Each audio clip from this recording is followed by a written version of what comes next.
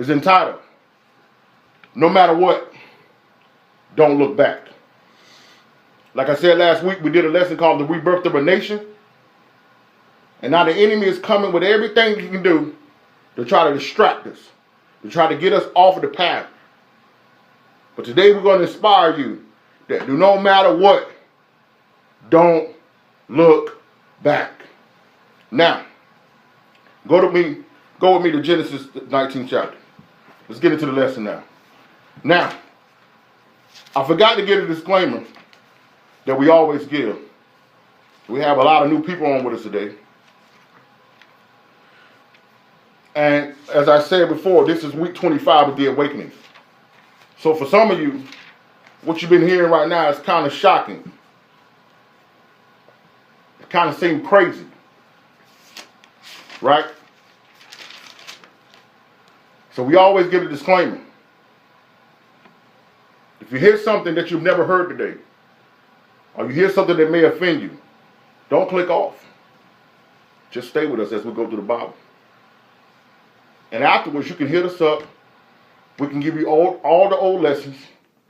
And that way you can be able to come up to speed with where we are and see if there's something you need to reject or receive.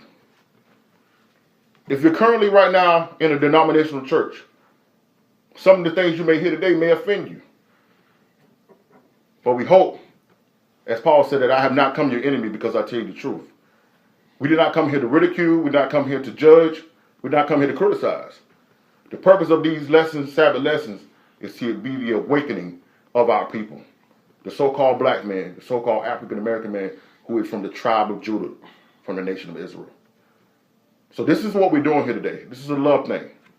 Because we came out of Baptist churches. Okay? The Most High woke us up 2 years ago. We began to study and get in this truth. And now we're teaching the truth. Anybody who knows me, I've been preaching for 10 years. But now, we're on the mission. And what we just gave you back in Isaiah 49. For the restoration of our people and to be a light to the Gentiles. All right, now, Genesis the 19th chapter. We're going to look at verses 12 to 29. And today's lesson, for those who may be just joining us right now, is entitled, No Matter What, Don't Look Back.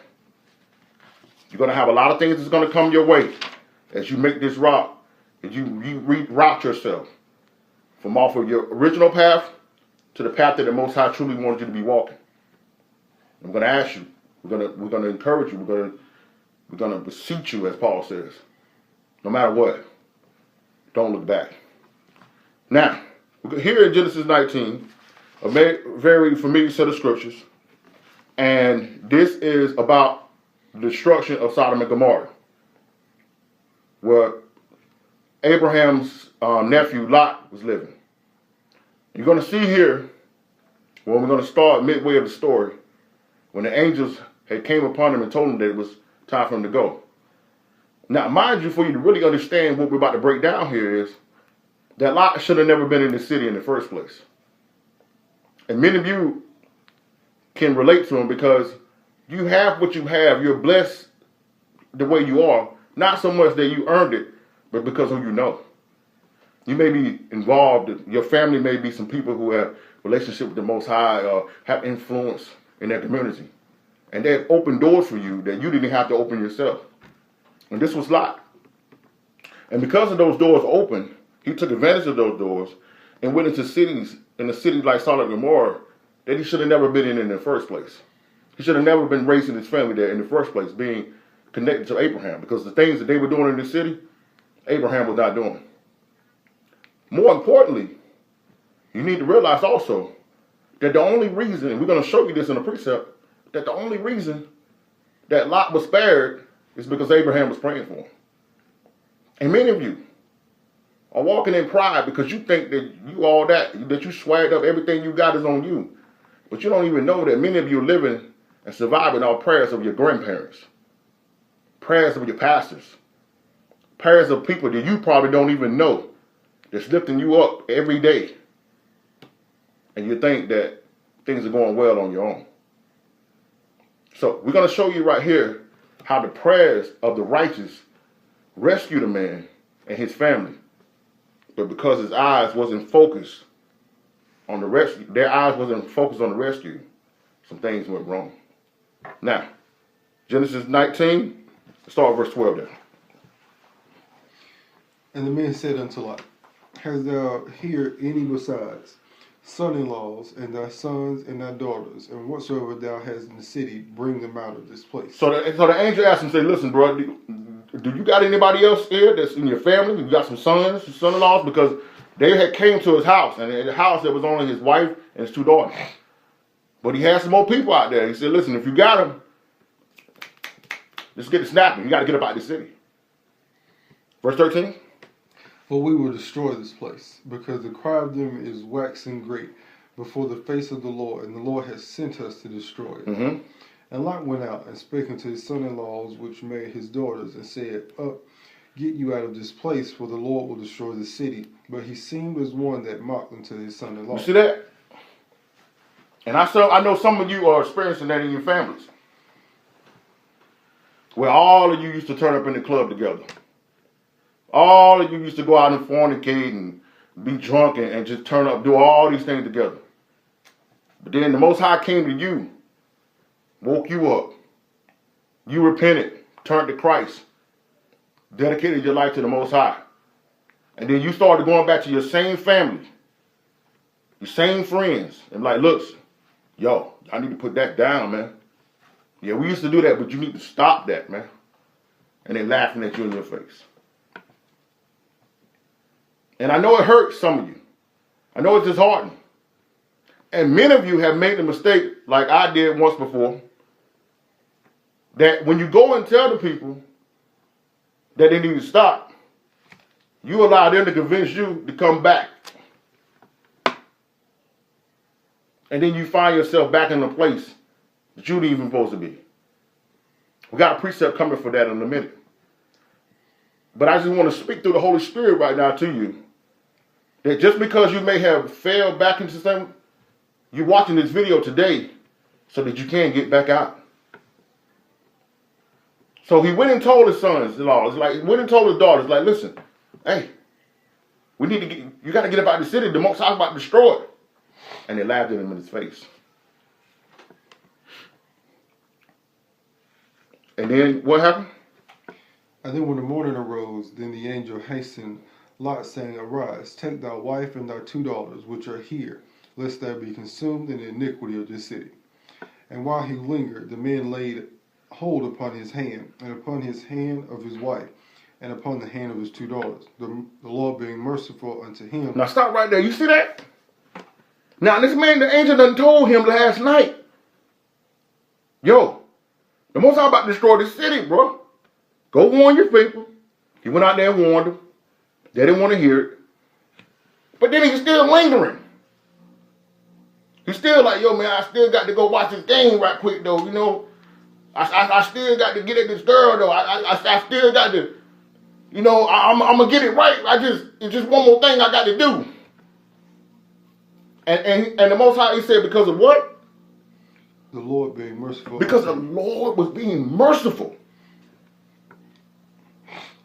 See, if the Most High would have just said bump it and just started raining down, then the people would be like, see, you didn't even give him a chance.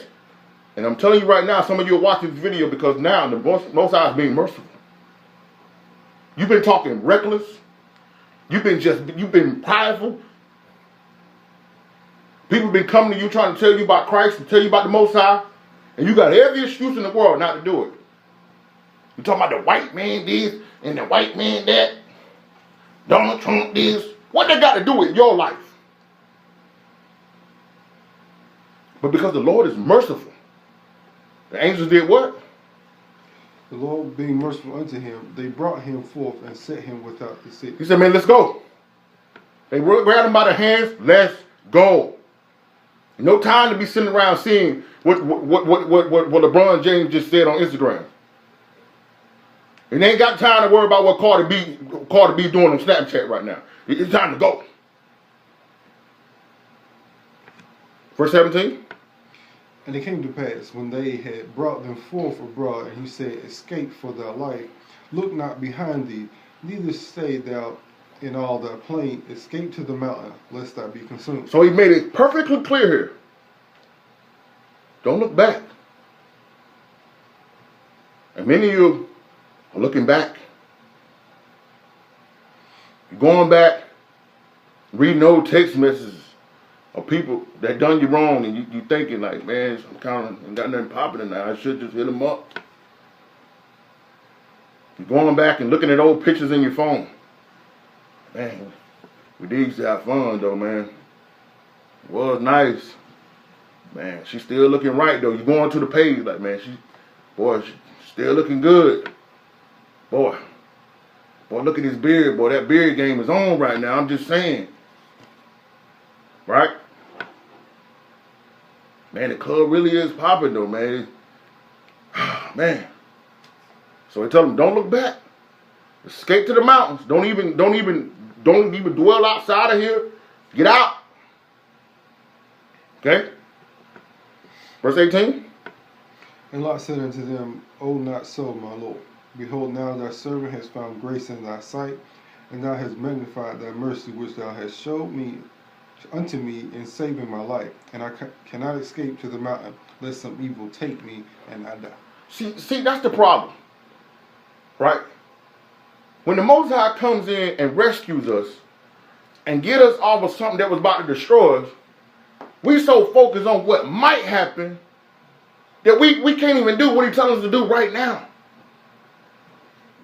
So he done brought him out the city, spared his life, and telling him where to go, and you worry about what might go wrong on the other side. He done told you to quit that job and start that business. And you talking about, but it might not work. He done told you, let that girl go, let that guy go. But I might be by myself. He done told you, go preach the gospel. But they might laugh at me. My church may not fail, my church may not work. The people may not support me. He done gave you a word for somebody. They may not receive it. You don't need to worry about what that may not happen, what could happen. You need to do what the Most High has told you. Verse 20. Behold now, the city is near to flee unto, and it is a little one. Oh, let me escape thither, it is not a little one, and my soul shall live. So not only do I want you to save me, God, I want you to save me the way I want you to save me. We try to put stipulations on how the Most High saves us. How the Most High delivers. Look, I need you to do it this way, with this amount of money. I need you to put me here and this. Look, you can't always get a perfect package. Deliverance should just be enough. Okay? Salvation should just be enough. Being healed should just be enough.